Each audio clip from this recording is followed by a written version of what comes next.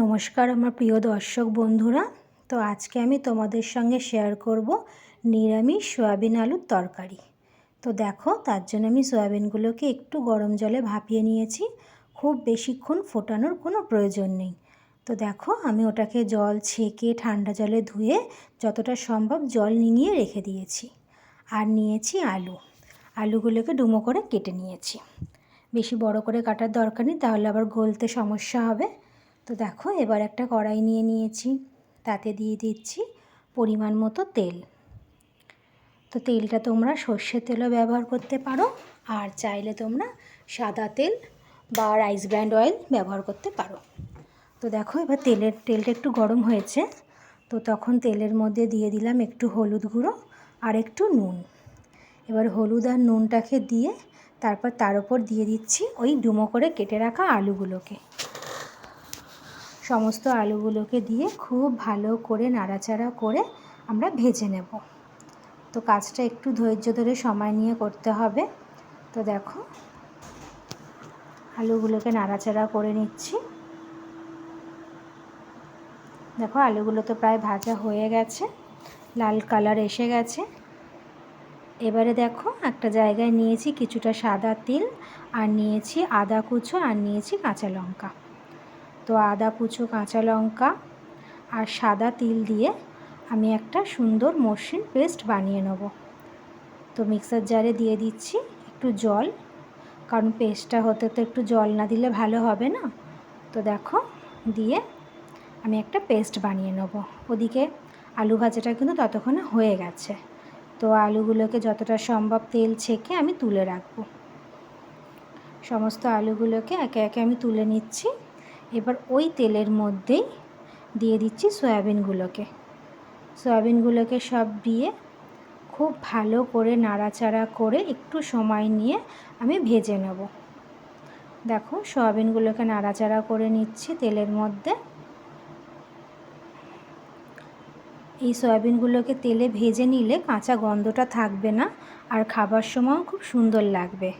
তো দেখো, ওপর থেকে দিয়ে দিচ্ছি সামান্য হলুদ গুঁড়ো, আর দিয়ে দেবো সামান্য নুন। আমি সেদ্ধ করার সময় কোনো নুন ব্যবহার করিনি। যদি তোমরা সেদ্ধ করার সময় নুন ব্যবহার করে থাকো, এখানে তাহলে অল্প পরিমাণ নুন দেবে। আর দিয়েছি একটু লঙ্কার গুঁড়ো দিয়ে খুব ভালো করে নাড়াচাড়া করে সয়াবিনের গায়ে লাল রং আসা পর্যন্ত একটু আমি ভেজে নেব। তো দেখো, ভাজাটা তোমরা দেখেই বুঝতে পারছো লাল রং এসে গেছে।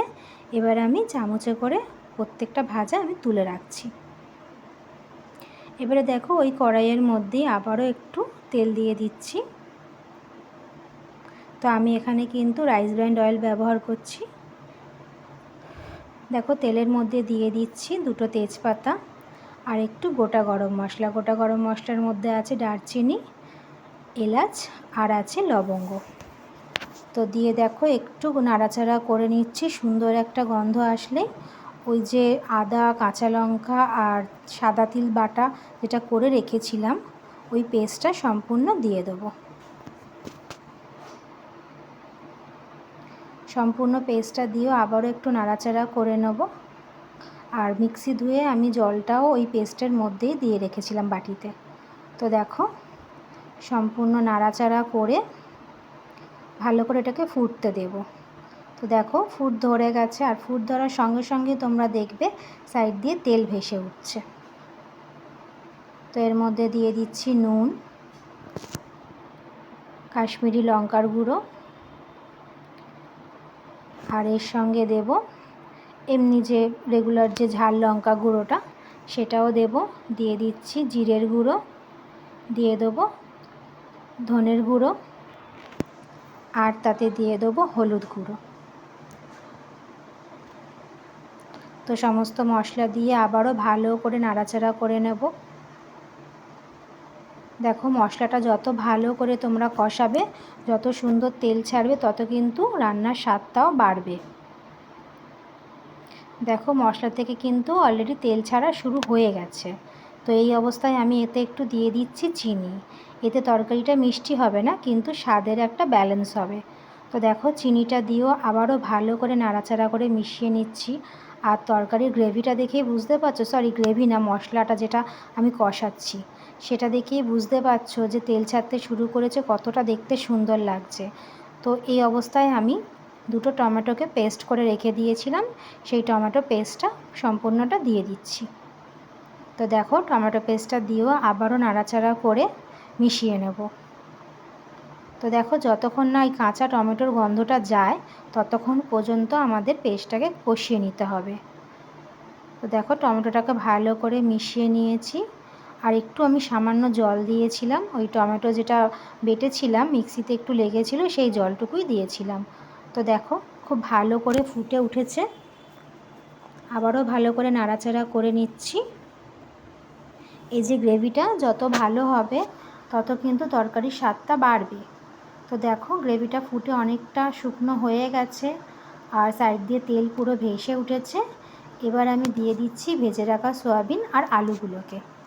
তো সয়াবিন আলুগুলোকে সম্পূর্ণটা দিয়ে দিলাম, দিয়ে আবারও খুব ভালো করে নাড়াচাড়া করে মিশিয়ে নেব। আর এখন কিন্তু বন্ধুরা তোমরা গ্যাসের আঁচটাকে মিডিয়াম ফ্লেমে রাখবে। এখন যদি তোমরা জোর আঁচে রাখো না, পুরো তরকারিটা নিচ থেকে পুড়ে যাবে। তো দেখো ভালো করে সয়াবিনের সঙ্গে আর আলুর সঙ্গে পুরো মশলাটাকে মিশিয়ে নিলাম। একটু চাপা দেবো, ওই ধরো 1 থেকে 2 মিনিটের মতো, দিয়ে আবারও খুলে আবারও ভালো করে নাড়াচাড়া করে মিশিয়ে নেব। তো এই রান্নাটা করার সময় তোমরা বুঝতে পারবে যে কত সুন্দর একটা গন্ধ বেরোবে যখন এই পুরো মশলাটা কষানো হয়ে যাবে। তো দেখো মশলাটা আমি ভালো করে আলু আর সয়াবিনের সঙ্গে কষিয়ে নিয়েছি। এবারে আমি সাইডে না একটা ডেকচিতে করে একটু জল বসিয়ে রেখেছিলাম, হালকা গরম জল। তো দেখো সেই গরম জলটাও আমি দিয়ে দিচ্ছি ওর মধ্যে।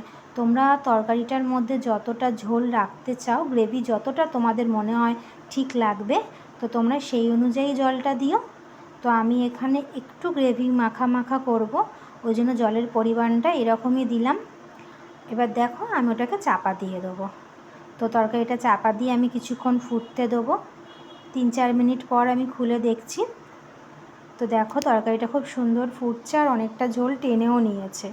তো এখন আমি ওপর থেকে 1 চামচ মতো গরম মশলা গুঁড়ো ছড়িয়ে দিচ্ছি। আর সয়াবিন রান্নায় যদি গরম মশলা গুঁড়ো দাও খুব সুন্দর টেস্ট হবে, আর কেউ বুঝতেও পারবে না এটা নিরামিষ রান্নাটা হয়েছে। তো দেখো আর 2-4টে যদি আলু তোমরা একটু খুন্তি দিয়ে ভেঙে দিতে পারো, তাহলে গ্রেভিটা আরও মাখো মাখো হবে, আর দেখতেও যেমন সুন্দর হবে খেতেও ঠিক তেমনই সুন্দর হবে। তো আমি আবারও একটু চাপা দিয়ে দিলাম, আর অবশ্যই আমি গ্যাসের ফ্লেমটা নিভিয়ে দিয়েছিলাম। তো দেখো আমাদের রেডি হয়ে গেছে নিরামিষ সয়াবিন আলুর তরকারি। কেউ বলবে বলো এটা নিরামিষ রান্না হয়েছে, কালারটা কত সুন্দর এসেছে, গ্রেভিটা দেখো কত সুন্দর এসেছে, একদম জুসি সয়াবিন। তো যারা তোমরা সয়াবিন খেতে পছন্দ করো না তারা কিন্তু একবার এইভাবে বানিয়ে দেখতে পারো। আর নিরামিষ দিনেও তোমাদের চিন্তা করতে হবে না কি রান্না করবো, এইভাবেই বানিয়ে দেখতে পারো। তো এই রেসিপিটা কেমন লাগলো তোমাদের আমাকে অবশ্যই জানিও, কমেন্ট করো, আর ভালো লাগলে লাইক করো। আর নতুন বন্ধুরা তোমরা আমাকে সাবস্ক্রাইব করো, আমার পাশে থেকো, আর নতুন নতুন রেসিপি পাওয়ার জন্য আমার সঙ্গেই থেকো। তো আজকের মতো এইটুকুই, আবার দেখা হবে অন্য কোনো রেসিপি নিয়ে।